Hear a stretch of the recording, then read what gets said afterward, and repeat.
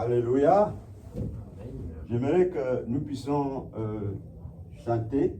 Si vous ne connaissez pas ce petit cœur, vous pouvez chanter aussi. Imitez-moi et chantons. Je suis content, je suis content, je suis content dans le Seigneur. Je suis content, je suis content, je suis content, content mon Dieu. Je suis content, très très content. Je suis content dans le Seigneur, amen. Je suis content, je suis content. Je suis content, content mon Dieu. Je suis content, très très content. Très très content, content mon Dieu. Je suis content, je suis content. Je suis content dans le Seigneur. Je suis content, je suis content. Je suis content dans le Seigneur, amen. Je suis content, je suis content. Je suis content dans le Seigneur, amen. Nous devons être contents dans le Seigneur parce qu'il nous fait de très, très, très, très grandes choses. Amen. Le Seigneur nous sauve, il nous pardonne nos péchés. Alléluia. Amen. Il nous pourvoit les besoins, il nous protège, il nous défend contre les ennemis de toutes sortes. Il nous donne la santé, il nous donne la vie, et parce qu'il est bon. Amen. Il ne nous remet pas selon nos fautes et nos erreurs. Il est compatissant. Il est plein d'amour. Que son nom soit glorifié d'âge en âge. Amen. Je voudrais que nous puissions parler du chemin d'un disciple. C'est-à-dire, quand quelqu'un devient disciple. C'est-à-dire quelqu'un qui suit Jésus. Disciple, c'est quelqu'un qui suit Jésus. C'est quelqu'un qui veut aller au ciel. Amen. Quelqu'un qui doit aller au ciel. Pas juste veut, mais il doit aller au ciel. Alors, quel est ce qui est attendu de lui? Nous n'allons rien imaginer, nous allons partir des Saintes Écritures, la Bible, parce que le Seigneur nous a dit ce qu'on doit faire. Alléluia. S'il y a quelque chose qui est important à tout être humain ici sur la terre, s'il y a quelque chose de plus important ici sur la terre à quiconque, c'est qu'il soit sauvé, qu'il ait la vie éternelle. Et pour être sauvé, pour avoir la vie éternelle, il faut être disciple de Jésus. Amen. Amen. Car Dieu a tant aimé le monde qu'il a envoyé son Fils unique afin que quiconque croit en lui ne périsse pas, mais qu'il ait la vie éternelle. Amen. Amen.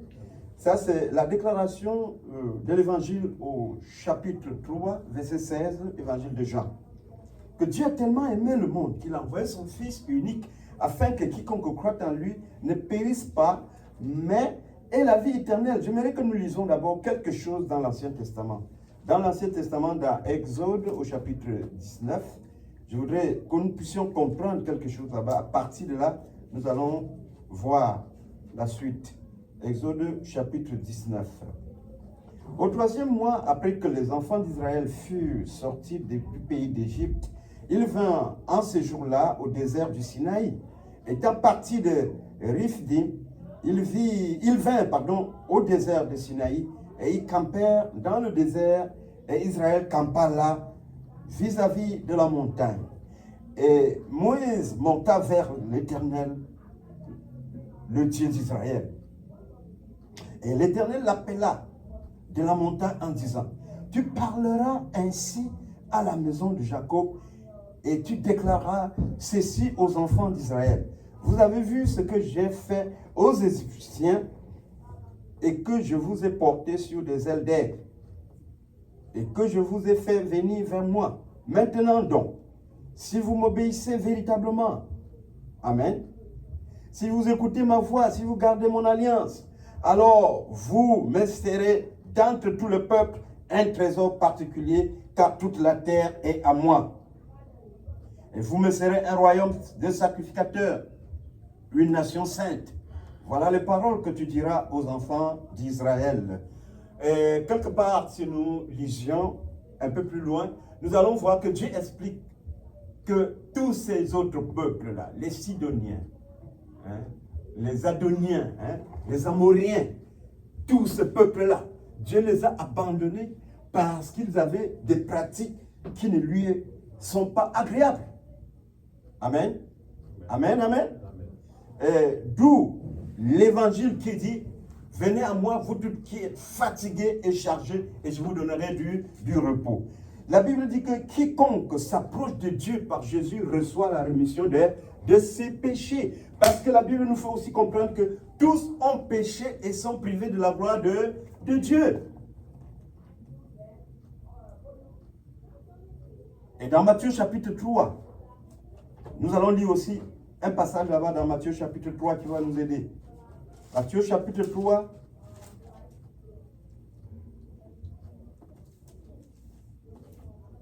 En ce jour-là, parut Jean le Baptiste, prêchant dans le désert de Judée et disant, répentez-vous, car le royaume des cieux est proche. Amen.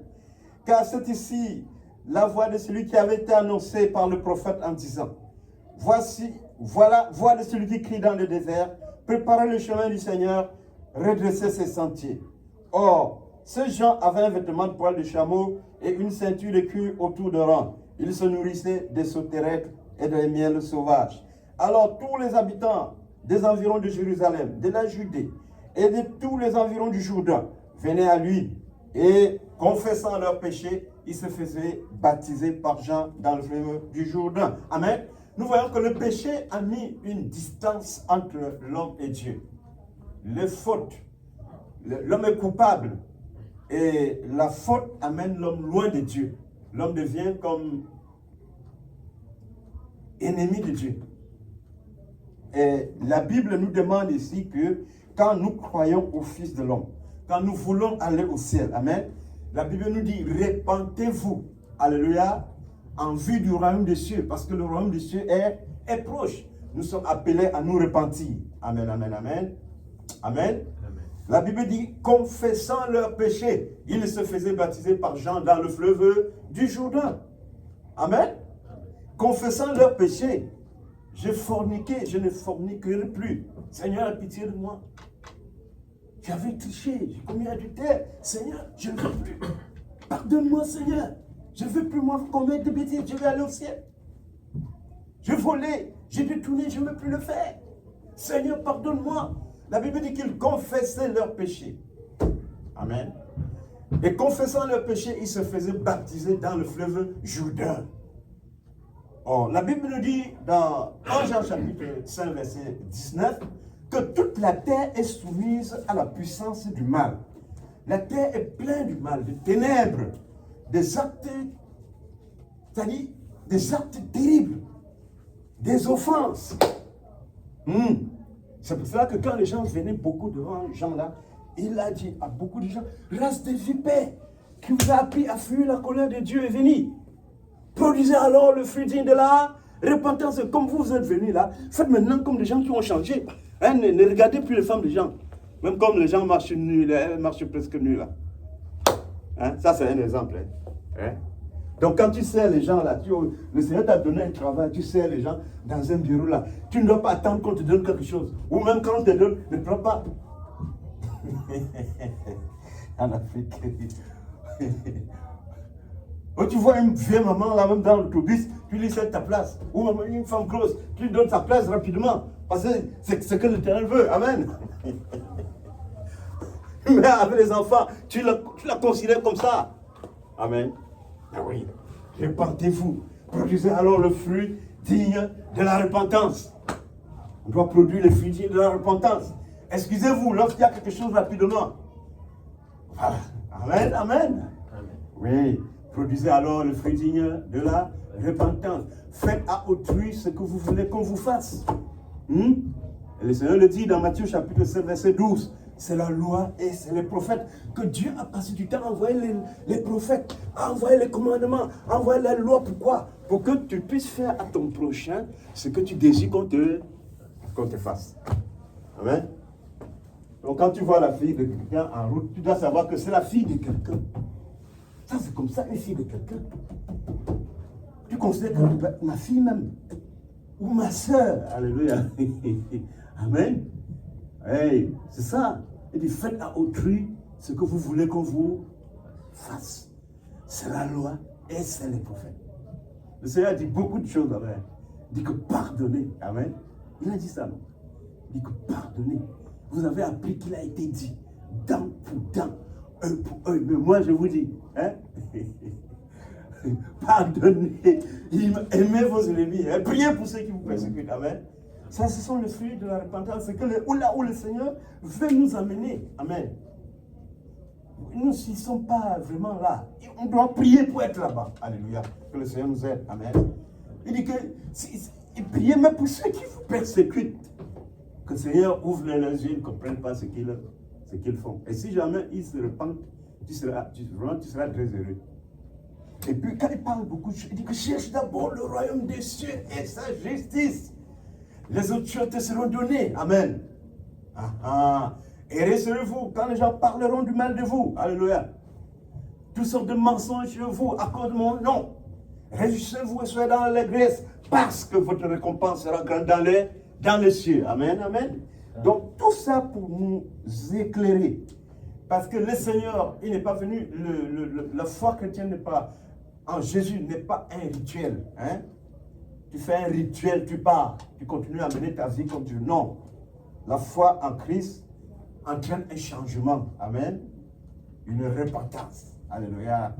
Amen. C'est pourquoi le Seigneur, vers la fin là, il continue dans Matthieu 5, 48. Il dit, soyez donc, après avoir donc compris tout cela, soyez donc parfaits comme votre Père Céleste est parfait. Nous allons tout faire pour aller vers là où le Père veut, c'est-à-dire être irréprochable. Et c'est la même chose que Dieu disait à Abraham dans l'Ancien Testament. Marche devant moi et sois irréprochable. Amen. Parce qu'il faut comprendre là où nous allons. Alléluia. Amen. J'ai aimé les cours quand j'étais aux études ici. Quand le professeur commence un cours, il vous explique là où on va. À quoi ça sert ce cours-là? Amen. Amen. Alors, on fait souvent le cours de mathématiques, on ne nous dit pas pourquoi on fait ça. Cette formule, machin. Hein? C'est au cours là, quand nous allions, parce qu'on me dit que non, l'intégrale, numéro 1, c'est pour trouver la surface. Hein? L'intégrale, numéro 3, c'est pour trouver le volume. Après l'intégrale, pour faire du triple intégral, le troisième, ça ajoute par exemple la dimension temps. Amen. Donc, il faut comprendre. Parce que rien n'est comme ça pour rien. Hein? C'est parce que nous avons mangé les fruits défendus, nos yeux ont été ouverts et les gens profitent dans le désordre. Amen. Hein? Les gens gagnent dans le désordre. Comme on dit que parfois il y avait des jeux dans mon pays là-bas, on disait que ils gagnent dans le désordre, la course des chevaux là. Donc les gens sont dans le désordre. Il y en a qui profitent dans le désordre. Hein? La mauvaise politique, ça fait gagner d'autres personnes, ça fait perdre d'autres. Ce n'est plus forcément la justice qui règne en tout lieu, non. Le monde entier est soumis sous la puissance du mal. C'est ce que la Bible nous dit. Et notre Dieu, notre grand Dieu est sauveur, le véritable. Jésus-Christ qui arrive. Et il vient faire quoi? Jésus vient faire quoi? Il ne vient plus pardonner comme ça, comme avant. Il ne vient plus enseigner la douce parole et donner du saint pain, du poisson pour que les gens mangent. Non! La Bible dit qu'il vient juger les vivants et les morts. Amen. Amen. Amen. Il vient juger les vivants et les morts. C'est pourquoi il dit, répentez-vous, car le royaume des cieux est proche. Jean-Baptiste dit qu'il a son outil à vanner. Il dit que celui qui vient, ça dit lui, le Seigneur, il a son outil à vanner. Il nettoiera son air, c'est-à-dire le monde. Et il ramassera les graines dans le grenier. Mais il brûlera la paille dans un feu qui ne s'éteint point. Hey, si le feu ne s'éteint point, ça fait quoi qui? C'est tout simplement pour dire que la souffrance en enfer n'a pas de fin. Je ne suis même pas digne d'être son esclave. Vous comprenez ce que le Seigneur Jean-Baptiste dit? Qu'il n'est même pas digne d'être son esclave. De lui enlever les chaussures. Bon, il n'y a pas un autre chemin. Le seul chemin pour aller à Dieu, pour s'en sortir, c'est Jésus-Christ, notre Seigneur. Amen. Ah oui, c'est lui seul, il n'y a pas un autre chemin. Donc, nous avons lu que le Seigneur a d'expliquer aux Israéliens que tout le peuple de la terre m'appartient. Il a cité des noms de peuples. Les Sidoniens, les Amoriens, tous ces gens-là, les Égyptiens. Il dit que tous ces peuples-là, c'est lui qui les a créés. Mais il les a rejetés. Alors, si les Israéliens acceptent les ordonnances du Seigneur, amen, ils lui seront un peuple particulier, une nation sainte. Amen. Une race de sacrificateurs à donner à leur Dieu. Ça, c'est ce que l'Éternel demande. Amen. Alléluia. Oui, le Seigneur dit, je te loue, Seigneur du ciel et de la terre, de ce que tu as caché ces choses aux sages et aux intelligents, et tu les as révélées aux plus petits. Et il ajoute, venez à moi, vous tous qui êtes fatigués et chargés, et je vous donnerai du repos. Prenez mon joug sur vous, car il est léger. Amen. Or, la Bible nous apprend aussi que nous ne pouvons pas porter de fruits si nous tenons seuls. Nous devons demeurer dans le Seigneur, demeurer dans Jésus-Christ pour porter les fruits. Hors de lui, on ne peut pas porter de fruits. Amen. Et la Bible ajoute également que dans cette affaire du salut-là, parce que les gens croient en Jésus-Christ d'une façon ou d'une autre. Je parlais avec des gens des autres croyances, ils disent qu'eux, ils savent que Jésus est un prophète. Jésus n'est pas juste un prophète, n'est pas un charlatan, un prophète, non, il n'est pas un prophète, juste comme ça. Jésus est le Messie, sauveur. Mais ce n'est pas moi qui le dis, c'est l'ange qui avait expliqué ça aux gens.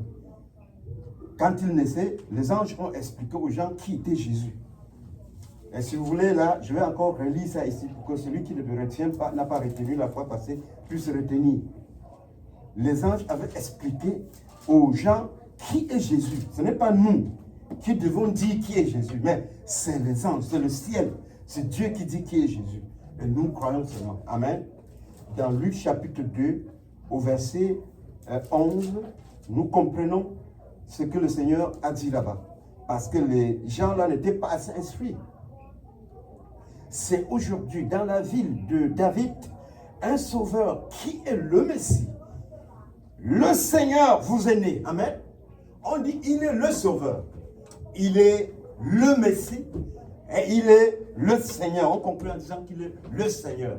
C'est-à-dire, la Bible dit même, dans Deutéronome chapitre 6, verset 4 à 5, écoute, vous, Israël, l'Éternel, notre Dieu, est le seul Seigneur.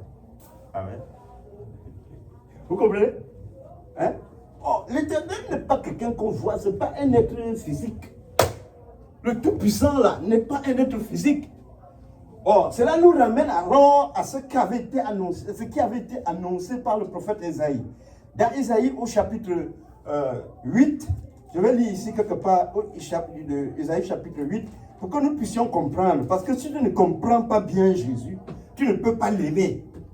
Si tu ne le comprends pas bien, tu ne peux pas t'attacher à ses paroles. Si tu ne le comprends pas bien, tu ne peux pas chercher à le suivre, à l'écouter, à demeurer dans son enseignement. Donc il faut bien le comprendre. Comprendre qui il est. Si tu le comprends bien, tu auras l'énergie pour le suivre. Tu auras l'énergie, la force nécessaire pour demeurer en lui.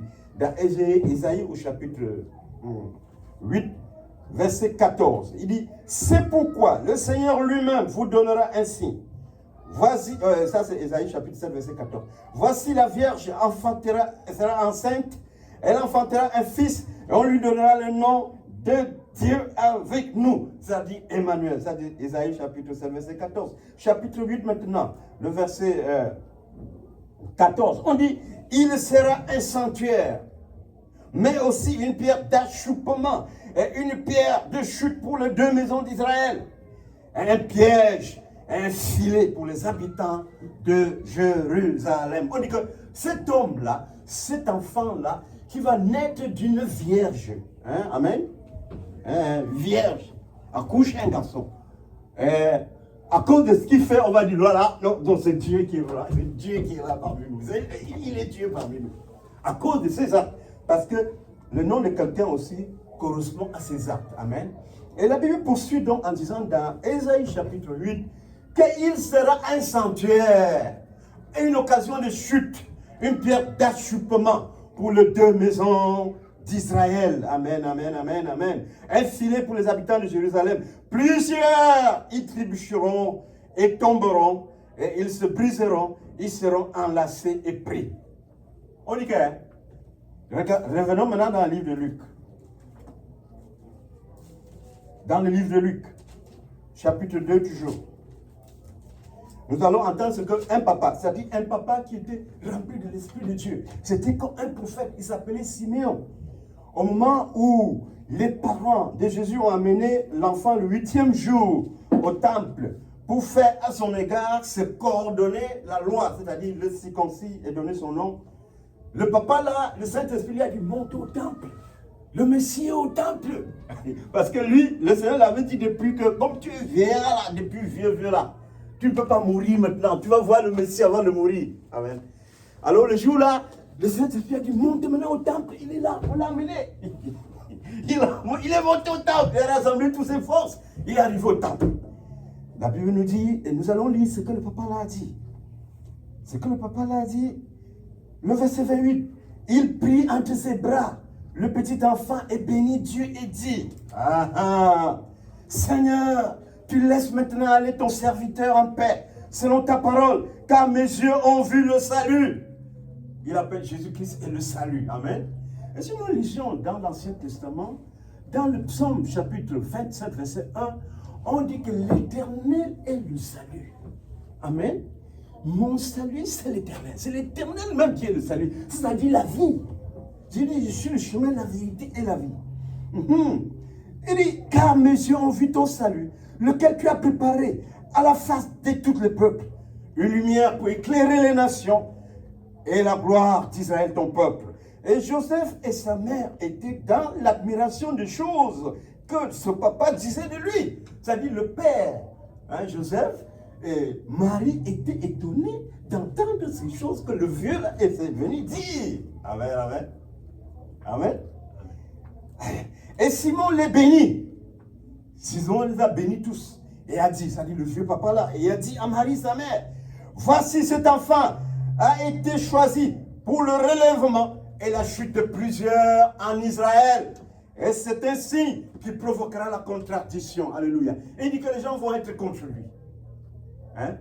Mais lui, il est là comme ça, là. À cause de lui, beaucoup de gens vont s'élever devant Dieu. Ils vont être importants devant Dieu. Mais d'autres vont s'écrouler, deviendront zéro devant Dieu. C'est ce qui est arrivé, n'est-ce pas? On dit qu'il sera un sanctuaire, l'éternel Dieu. Quand nous lisions ici dans Ésaïe chapitre 8, le verset 14, on dit que l'éternel est en ce moment-là. Je voudrais que vous puissiez comprendre quelque chose. Malheureusement, on n'a pas beaucoup de temps pour aller dans le détail. Vous allez comprendre que dans l'Ancien Testament, ce que Dieu promettait que lui, il va faire ou il va devenir, c'est Jésus qui vient faire ça. Amen. Alors, on voit dans l'Ancien Testament qu'on dit qu'il sera un sanctuaire, une pierre d'achoppement, une occasion de chute pour plusieurs, pour les deux maisons d'Israël. Ça, c'est ce que l'Ancien Testament disait depuis. On dit que l'Éternel deviendra un sanctuaire. Parce que l'Éternel n'est pas un physique. Il n'est pas physique, mais il va devenir un sanctuaire, comme l'arche de l'alliance, n'est-ce pas? La tente d'assignation, la tente abritait l'arche de l'alliance dans l'Ancien Testament devant Moïse. Ainsi, Jésus, le corps de Jésus est la tente, le sanctuaire du Tout-Puissant. Amen. Parce que la Bible dit, Dieu était dans Jésus-Christ pour réconcilier le monde en lui-même. Pourquoi? Parce que Dieu est esprit. Alléluia. Jean chapitre 4, verset 24. Dieu est esprit, on ne le voit pas. Il est ici, omniprésent. Il est dans l'infiniment petit, dans l'infiniment grand. Il est partout, parce qu'il est esprit. Or, cet esprit 100% était en Jésus. Alléluia. C'est pourquoi la Bible dit qu'il sera un sanctuaire, une pierre d'achoppement pour les deux maisons d'Israël. Amen. Amen. Alors que l'Éternel sera un sanctuaire. un pied d'achoppement pour les deux maisons d'Israël. Alléluia, alléluia. Un filet pour les habitants d'Israël. Et plusieurs, ils trébucheront et tomberont. Ils se briseront et seront enlacés et pris. C'est ce qui est arrivé, non? Quand Jésus est venu, les souverains sacrificateurs, les apôtres qui étaient considérés comme les hommes de Dieu les plus respectés de la ville, hein? Les anciens du peuple, les scribes et les docteurs de la loi, ils ne l'ont pas reçu. Ils ne l'ont pas cru. Et c'est pourquoi le vieux papa, quand il a tenu le petit enfant, il a dit à Marie, sa mère, cet enfant a été choisi pour le relèvement et l'abaissement de plusieurs en Israël. Ainsi qu'il provoquera la contradiction. Et il a dit à Marie, et toi, dame, une épée te transportera le cœur. Il signifiait comment elle va vivre la crucifixion de Jésus. Il explique déjà à Marie sous forme de similitudes, de paraboles. Amen. Parce que Dieu, souvent, il parle en paraboles. La Bible nous le dit, Dieu parle souvent en paraboles et en similitudes. Il a donné tout ça, un petit résumé, n'est-ce pas? Comme aussi Dieu avait donné un résumé de la vie jusqu'à la fin du monde à Daniel le prophète. L'ange, le papa lui a donné un résumé, il connaissait Jésus. Il savait que Jésus est le salut. Amen, amen. La vie éternelle, il savait. C'est pourquoi il tient le bébé dans ses mains et dit, Seigneur, laisse-moi mourir. Laisse-moi mourir, Seigneur. Je tiens la vie dans mes mains. Et il était fier. Il donne une révélation à Marie qu'elle ne connaissait pas. Qu'elle est choisie pour le relèvement et l'abaissement de plusieurs en Israël. Ainsi qu'il provoquera la contradiction. Et l'Ancien Testament dit que là, lorsque l'Éternel deviendra un sanctuaire, il deviendra une pierre d'achoppement pour beaucoup. Les gens s'élèveront contre lui. Amen. Ah oui, c'est ce que le Seigneur a dit, non? Soyez dans l'allégresse quand les gens diront toutes sortes de mal contre vous. C'est ainsi qu'on a persécuté les prophètes qui étaient avant vous. Amen. Donc, c'est ça Jésus. C'est le Seigneur qui nous dit qui est Jésus. Amen. Or, la Bible nous dit par ailleurs, je m'en vais dans Jean chapitre 8, dans Jean au chapitre 8, le verset 23 à 24. Jean 8, 23 à 24, si quelqu'un voit ça avant, il peut le lire. Jean chapitre 8, verset 23. Et il a dit, vous êtes d'ici bas, moi je suis d'en haut. Vous êtes de ce monde, et moi je ne suis pas de ce monde. Amen. Vous comprenez ce que dit Jésus? On le voit, on sait qu'il est né là, on sait là où il dort. On connaît ses parents, ses frères. Mais lui dit que moi je ne suis pas de ce monde. C'est vous qui êtes de ce monde. Amen. Vous êtes d'ici-bas, mais moi je ne suis pas d'ici-bas. Ça c'est un verset de la Bible qui correspond encore à Jean 13, 13, que je pourrais lire entre parenthèses, Jean 3, 13, que je pourrais lire entre parenthèses pour que vous compreniez des merveilles de Jésus-Christ. Parce que la Bible va nous dire quelque chose par la suite. Jean 3, 13. Je m'en vais lire donc Jean 3, 13, qui dit, or, personne n'est monté au ciel, sinon celui qui est descendu du ciel. C'est à lui, hein? C'est lui qui est descendu du ciel. Hein? Quand il parle du ciel, là, il parle de là où est Dieu, le Tout-Puissant. Il dit que personne n'est monté là, sinon c'est lui-même là qui est descendu de là-bas. Donc s'il y a quelqu'un qui était monté là sur le ciel de l'éternel, c'est lui qui est descendu. C'est ce qu'il a te dit ici. Personne n'est monté au ciel, sinon c'est lui qui est descendu du ciel. Parce qu'au ciel, on dit qu'il y a les cieux. Et les cieux des cieux. Mais le ciel, là où est l'éternel, le trône de Dieu, personne n'est monté au ciel. Sinon c'est lui qui est descendu du ciel. Amen. Voilà. Et il ajoute, savoir le Fils de l'homme qui est dans les cieux. Comment quelqu'un peut être sur la terre, on le voit tous les jours, il dit aux gens qu'il est dans les cieux. Le Fils de l'homme qui demeure dans les cieux. Il est là avec vous, il dit qu'il demeure dans les cieux. C'est pourquoi certains scribes ont interprété que n'avons-nous pas dit qu'il est fou, il a un démon. Il regarde leur barbe et c'est tout là, il s'y concentre. Il y avait toujours des scribes qui observaient ce qu'il fait pour aller raconter aux souverains sacrificateurs. Vous comprenez? Il dit que je ne suis pas de ce monde, vous êtes de ce monde. Je ne suis pas d'ici-bas, vous êtes d'ici-bas. Il dit, personne n'est monté au ciel. Parce qu'il y a les cieux des cieux et le ciel, où est l'éternel. Sinon, c'est lui qui est descendu. Et il ajoute à savoir le Fils de l'homme qui demeure, qui est dans le ciel. Lui, il est sur la terre, il dit qu'il est dans le ciel. Revenons donc à Jean chapitre 8, verset 23. Il leur dit, vous êtes d'ici-bas, je suis d'en haut. Vous êtes de ce monde, et moi, je je ne suis pas de ce monde. N'était-il que son image, son reflet qui était sur la terre et que lui-même était en haut? Personne ne peut pas, on pourrait dire oui à cause de ce verset, de ses propres déclarations. C'est pourquoi je vous les ai dit que vous mourrez dans vos péchés, car si vous ne croyez pas qui je suis, vous mourrez dans vos péchés. Amen. Si vous ne croyez pas qui je suis, vous mourrez dans vos péchés. Regarde, Jésus dit dans Jean chapitre 13, 13, vous m'appelez maître et Seigneur, c'est vrai, je le suis. Amen. Amen. Et la Bible nous dit, écoute Israël, l'Éternel, notre Dieu, est l'unique Seigneur. Amen. Amen, amen. Amen. Il y a ces versets comme ça dans l'Ancien Testament et dans le Nouveau Testament. Par exemple, dans Hébreux chapitre 1, on nous dit qu'après avoir longtemps parlé aux gens par les prophètes, Dieu dans ces derniers temps nous a parlé par son Fils qui est l'empreinte de sa personne. Qui est son image et l'empreinte de sa personne. Alléluia. Amen, amen, amen. Qui est l'empreinte de sa personne. Et la Bible nous dit qu'au moment où il descendait dans le monde sous forme humaine, comme ça, là, Dieu demanda à tous les anges de l'adorer. Amen. On peut lire ce passage-là, hein, dans Hébreux chapitre 1. C'est Hébreux chapitre 1, si je trouve vite, on va le lire. Hébreux chapitre 1. Voilà, chapitre 11. Hébreux chapitre 1. Hébreux chapitre 1.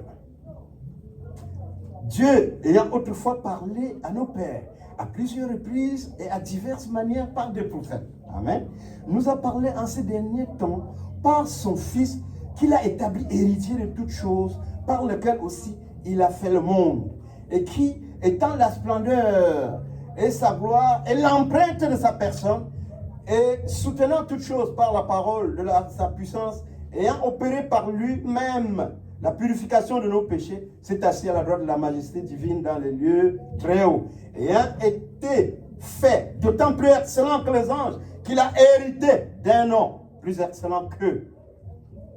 Et verset 6, et ailleurs, quand il introduit dans le monde le premier engendré, il dit que tous les anges de Dieu l'adorent.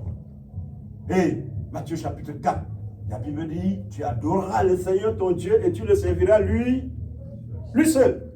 Amen. Vous voyez que Jésus se mélange Dieu complètement. Depuis l'Ancien Testament, quand Dieu dit, voici, je viendrai moi-même, je serai au milieu de vous. Alors l'aveugle voilà. C'est-à-dire, dans l'Ancien Testament, quand le prophète Ésaïe parlait, les Juifs ne s'amusent pas avec le prophète Ésaïe. Les rabbins ne s'amusent pas avec le prophète Ésaïe. Sauf qu'ils ont enlevé le chapitre 53 qui parle de la crucifixion de Jésus. Ils ne s'amusent pas avec les paroles du prophète Ésaïe. Parce que Ésaïe avait dit que l'Éternel viendra lui-même. Il dit que quand j'arriverai, pour si les aveugles vont voir, les paralytiques vont marcher, sauter comme des biches, hein, les sourds vont entendre. Alléluia, alléluia. Amen, amen. Alors, il a ajouté dans le chapitre, chapitre 40, il ajoute qu'avant qu'il arrive, il va envoyer un serviteur devant lui. C'est le Tout-Puissant qui disait, l'Éternel lui-même devait envoyer quelqu'un devant lui.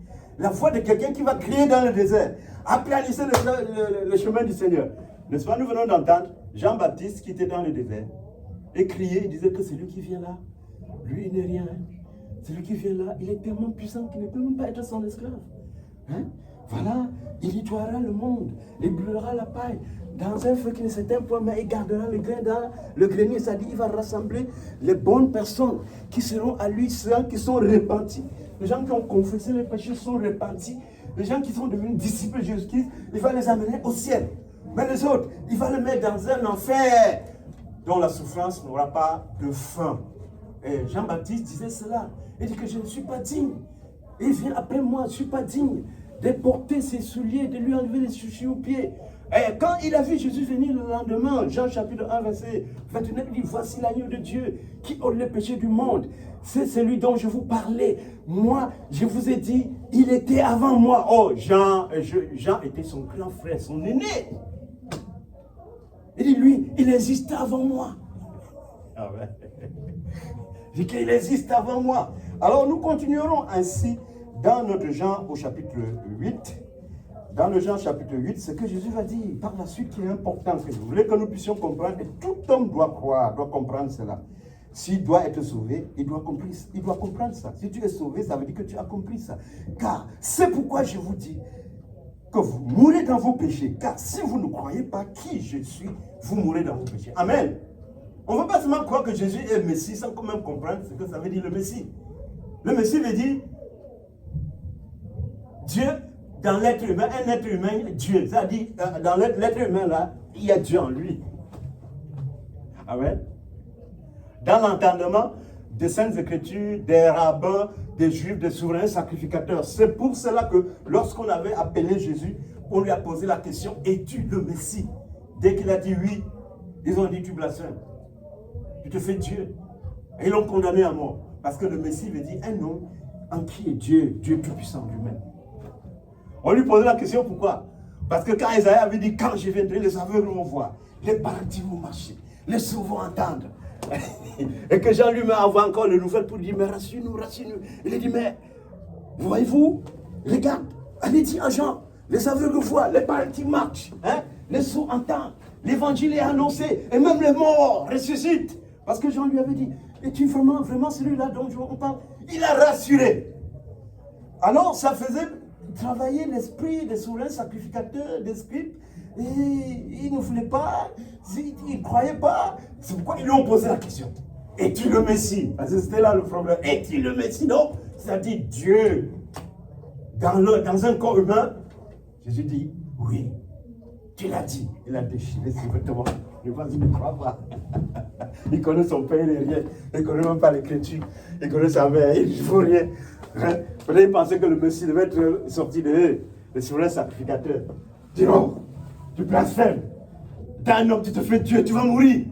Pourquoi? Le Messie veut dire Dieu. Oh, l'ange avait dit d'avance que l'enfant qui est né là, c'est le Sauveur.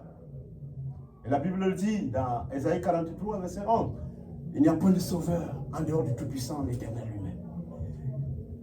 Et il a ajouté, il est le Messie. Amen. Ce n'est pas les hommes qui ont fabriqué pour dire que Jésus est le Messie, non. C'est l'ange qui est venu dire, annoncer. Il a continué, il a ajouté, le Seigneur. Il n'a pas dit un Seigneur. Le Seigneur, le superlatif. Le Seigneur lui-même, avec S majuscule. Amen.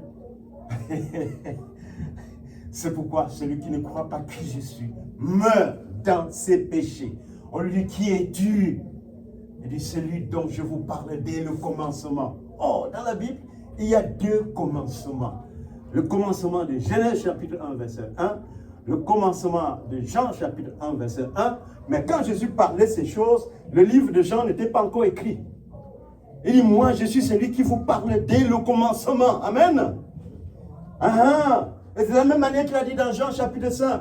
Aux Juifs que si vous croyez à Moïse, aux sacrificateurs là, hein, aux scribes, aux docteurs de la loi, que si vous croyez à Moïse, vous croyez à moi.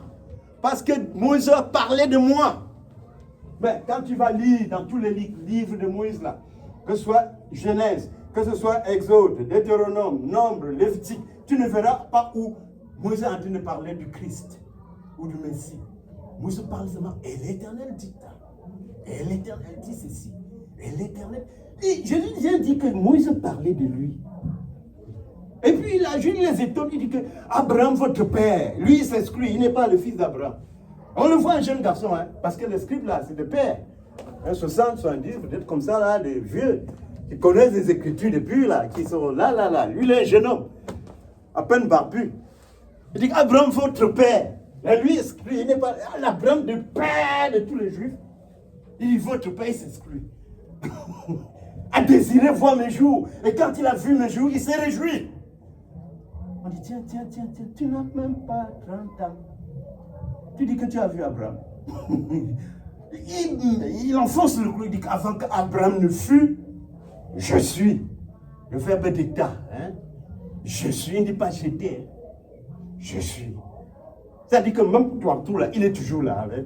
Voici, je suis avec vous tous les jours jusqu'à la fin du monde. Amen, amen. La Bible dit qu'après la résurrection, il a paru à plus de 500 frères à la fois. Tu es en Galilée, il t'apparaît. Tu es à Jéricho, il t'apparaît. Puis à Nazareth, il t'apparaît. À Jérusalem, il t'apparaît. À Bethléem, il t'apparaît.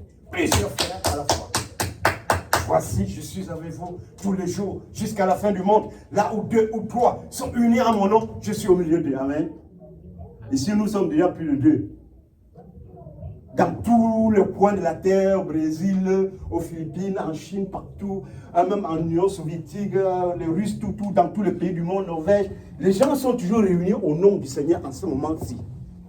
Lui dit qu'il est là. Amen. Amen. De la même manière qu'il disait aussi que le Fils de l'homme qui est dans le ciel, il est sur la terre, il est dans le ciel. Et je vais préciser encore qu'il nous dit ici que, car si vous ne croyez pas qui je suis, vous mourrez dans votre péché. Amen. Et la Bible nous apprend que tout ce qui avait été écrit, les miracles que Jésus a accomplis, l'ont été pour que nous puissions croire que Jésus-Christ est le Fils de Dieu. Et en ajoute aussi que le Messie. Et qu'en croyant, nous ayons nos péchés pardonnés. Amen. Parce que le Seigneur est bon et miséricordieux. Il dit, venez à moi, vous qui êtes fatigués et chargés, et je vous donnerai du repos. Prenez mon joug sur vous. Il est bon. Il est le bon papa là. Et tu pars là-bas, il a dit que bon, quand on était petit, on dit, vous allez aller faire ceci, travailler ceci, puiser l'eau. Après, on fuit. On va jouer au ballon. Hein? On vient le soir, le casser là. Peut-être que quelqu'un s'est précipité pour aller puiser l'eau, il a même cassé la calebasse. Et puis tu viens maintenant, tu es caché là. Hein? Tu ne veux même pas voir le papa ou la mère. Après on te dit, on t'appelle, viens ici. Toi tu viens. Et comme ne faites plus de bêtises, ton cœur s'apaise, non? Il a enlevé le fardeau, il va pas te punir, hein, n'est-ce pas? Venez à moi, vous tous qui êtes fatigués et chargés, et je vous donnerai du repos. Prenez mon joug sur vous, car il est léger. Amen. Ceci est d'autant plus important que je m'en vais faire une certaine précision dans l'Ancien Testament. Dans Zacharie, au chapitre 2, à partir du verset 8, nous lisons là-bas quelque chose. Le prophète Zacharie, au chapitre 2, verset 8. Quand nous lisons là-bas, nous trouvons quelque chose de terrible. En ce moment-là, dans l'Ancien Testament, on ne parle pas quand on parle de Dieu, on ne parle que de l'Éternel. Il faut qu'on retienne ça. Alors, l'Éternel parle ici aux enfants d'Israël. Je les ferai venir et ils habiteront au milieu de Jérusalem et ils seront mon peuple et je serai leur Dieu dans la vérité et dans la justice. Ainsi a dit l'Éternel des armées, que vos mains se fortifient. Et vous qui entendez aujourd'hui ces paroles de la bouche des prophètes, au temps où la maison de l'Éternel des armées a été fondée et son temple rebâti. Car, non, c'est le chapitre 2, pardon, je me suis trompé, c'est au chapitre 2. Zacharie chapitre 2, je me suis trompé un peu. Chapitre 2, le verset 8. Car ainsi dit l'Éternel des armées, qui m'a envoyé avec gloire vers les nations qui vous ont pillé, qui vous touche la prunelle de son œil. Car voici, je vais lever ma main contre elles. Elles seront la proie, et ceux qui leur étaient asservis, et vous connaîtrez que l'Éternel des armées m'a envoyé. Voilà. Pousse des cris de joie. Réjouis-toi, fille de Sion, car voici, je viens, et j'habiterai au milieu de toi, dit l'Éternel. Vous comprenez? Il dit que les gens poussent des cris de joie, qu'ils se réjouissent. Parce que lui-même, l'Éternel, c'est-à-dire le Dieu Tout-Puissant, le Dieu d'Abraham, il dit, je viens habiter au milieu de toi. Amen. Ça, c'est le verset 9. Verset 10, il nous dit, et plusieurs nations s'attacheront à l'Éternel à ce jour-là. Ceux qui ne sont pas des Juifs, ils vont s'attacher à l'Éternel. Et deviendront mon peuple. J'habiterai au milieu de toi. Et tu sauras que l'Éternel des armées m'a envoyé. L'Éternel dit, voici, je viens. J'habiterai au milieu de toi. Pousse des cris de joie. Plusieurs peuples de nations différentes deviendront mon peuple. Et tu sauras que l'Éternel m'a envoyé. Donc, dans ce passage, le Seigneur nous apprend qu'il devait s'envoyer sur la terre. Il devait s'envoyer sur la terre. Et si nous allons lire dans le verset 11, dans le chapitre 11, nous allons voir que l'Éternel devait se faire vendre. Il a promis que quand il viendra sur la terre, on va le vendre à 30 pièces d'argent. Si vous allez à la maison, vous lisez le chapitre 11 de ce livre de Zacharie, du prophète Zacharie, qui a prophétisé environ 450 ans avant le Christ. Il dit que l'Éternel dit qu'il viendra habiter au milieu des gens. Et en ce moment-là, les gens sauront que l'Éternel l'a envoyé, donc l'Éternel envoie l'Éternel. Amen, amen. L'Éternel envoie l'Éternel, amen. Il y a l'Éternel, comme par exemple, on était à l'université, on avait les livres version papier comme ça, et on avait également les livres, même livres version électronique. Tu ne vois pas, mais c'est dans l'ordinateur que tu peux ouvrir ce livre-là, mais c'était le même livre, amen, amen. Les mêmes schémas, les mêmes formules, alléluia. Il dit qu'il viendra. Hein, moi, je veux dire que c'est la version physique. Il viendra lui-même et habiter au milieu des gens. Et les gens sauront que l'Éternel l'a envoyé. Amen. L'Éternel envoie l'Éternel. Amen. Habiter au milieu des gens. Et ainsi, il dit que beaucoup de gens de plusieurs nations deviendront son peuple. Il y a les chrétiens, le peuple de Dieu, sortis de tous les pays, les Philippines, les Indiens, les Africains, les Américains, les Européens, les Arabes, toutes les origines. Le Seigneur sort les gens pour être son peuple. Amen. Mais le même prophète, Zacharie, avait dit que on devait le vendre. Et il a donné le montant. Vous savez le montant qu'il avait donné, Zacharie? Il a dit 30 pièces d'argent. Hein? Et il a ajouté, le prophète, vous allez lire le chapitre 11, il ajoute que cet argent sera remis à un potier dans le temple. Amen. Dans le chapitre 14, il dit qu'on va le percer. Mais vers la fin du temps, quand il va revenir et apparaître, eux-mêmes qui l'ont percé vont pleurer de leurs crimes qu'ils l'ont percé. Ils vont pleurer, ils vont se lamenter parce qu'au moment où ils le perçaient, on ne savait pas que c'était lui l'Éternel. Amen. Mais maintenant, qu'est-ce qui s'est passé avec Jésus-Christ? Quand Judas a décidé d'aller vendre Jésus, livrer Jésus, il demandait l'argent. On lui a donné combien? Vous savez combien on lui a donné? 30 pièces d'argent. Mais ça se trouvait où? Où est-ce qu'on lui a donné cet argent? C'était au temple. Comme Zacharie avait dit, hein? C'était au temple. Et quand il a pris ces 30 pièces d'argent, après qu'on ait arrêté le Seigneur et qu'on le malmenait, qu'on le torturait, le démon a quitté un peu son cœur. Il fait un crime grave. Donc, comme cette femme-là, elle insulte le mari, elle maudit. Tout le monde se rassemble, on dit, elle pleure même. Après, le lendemain, elle recommence. Judas est venu voir le prêtre, hein, le même prêtre avec le long robe là.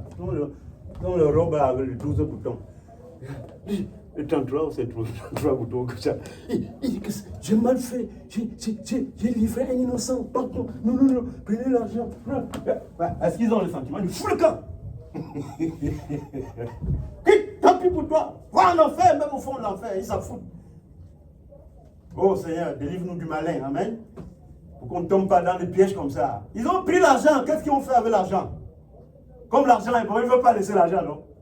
Ils se sont dit, mais ça c'est l'argent du sang, on a vendu quelqu'un d'autre. Ça ne peut pas servir du bien pour nous. Ils se sont concertés, ils ont dit, il faut qu'on achète un cimetière pour enterrer les étrangers qui viennent mourir en Israël. Alors, pour acheter le champ appartenait à un potier. Comme avait dit Zacharie, qu'on a remis l'argent à un potier dans le temple. Et on lui a remis les 30 pièces d'argent au potier, comme avait dit Zacharie. Amen. Maintenant, quand Jésus est crucifié, un soldat a percé ses côtes, non? Ils ont percé sa côte. Au plaisir des Juifs. Parce que c'est les Juifs qui l'ont livré dans cette situation. On a percé la côte. Et le Seigneur avait dit qu'il sera percé, on lui percera. Comme dit Apocalypse, il revient bientôt. Et tout le verra. Et même ceux qui l'ont percé, le verront. Amen. Je suis l'alpha et l'oméga. J'ai envoyé mon ange pour expliquer ces choses qui arrivent. Que celui qui est juste continue à être juste. Celui qui est juste continue à être injuste. Car je reviens bientôt pour remettre à chacun selon ses œuvres. Moi, Jésus, j'ai envoyé mon ange pour vous montrer ces choses qui doivent arriver bientôt. Apocalypse chapitre 1, dans le verset 7, il dit, voici, il vient sur les nuées, et tout le verra, ceux-mêmes qui l'ont percé, et tous les tribus de la terre se frapperont la poitrine. Oh, si je savais. Vous comprenez? Pourquoi il frappe la poitrine? Si je savais. Le gars qui venait parler de Jésus là, on se moque de lui. Si je savais. Et la Bible dit que les peuples seront classés et rejetés. Comme il a rejeté les Égyptiens, de tous ces peuples-là, tous ces peuples, à cause de leurs actions, il a demandé aux Juifs de marcher selon ses ordonnances pour être une nation sainte. une race de sacrificateurs, parmi lesquels se trouvent les disciples de Jésus-Christ. Amen. Voilà, pour devenir disciples de Jésus-Christ, nous avons besoin de nous repentir, nous avons besoin de confesser nos péchés, de regretter nos péchés, trouver ça comme la perdition, la mort. Parce que le salaire du péché, c'est la mort. Regretter devant Dieu, demander à Dieu la grâce pour vivre une vie irréprochable. Nous nous repentons, nous nous faisons baptiser, n'est-ce pas? Nous croyons qui est vraiment le Seigneur pour avoir de l'énergie, parce que hors de Jésus, tu ne peux pas avoir une énergie quelconque pour faire quoi que ce soit de bon.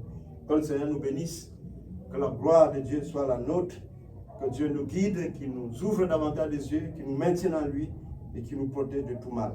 À lui soit la gloire éternellement. Amen. Amen.